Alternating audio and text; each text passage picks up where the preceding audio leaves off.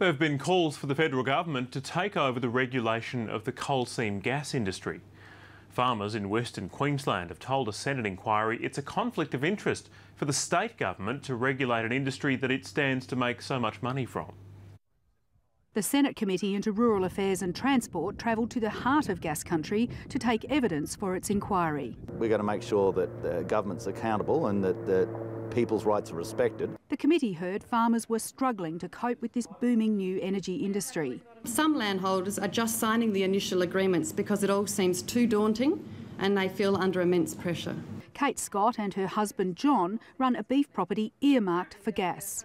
We have many nights where we wake up in the middle of the night feeling this isn't the way we ever imagined it was going to be. This is the Scott's property Brigadoon.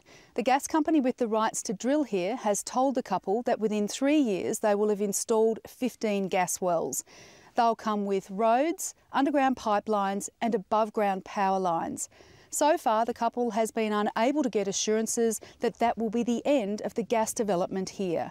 How is agriculture expected to survive with this sort of intrusion? We don't think the current legislation will protect us. The boss of one of the biggest beef businesses in Australia told the committee beef prices could rise as the gas industry moves further into cattle country, and that he's worried about the environmental impact of gas drilling.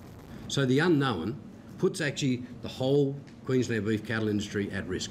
David Foote says it's a conflict of interest for the state government to regulate the industry. When the regulator is one of the significant beneficiaries, will the regulation always be fair and even-handed? I think the state governments clearly have a conflict of interest with the income stream, and it's a job of the federal government. The committee will hear more evidence in Dalby on Tuesday. Pip Courtney, ABC News, Roma.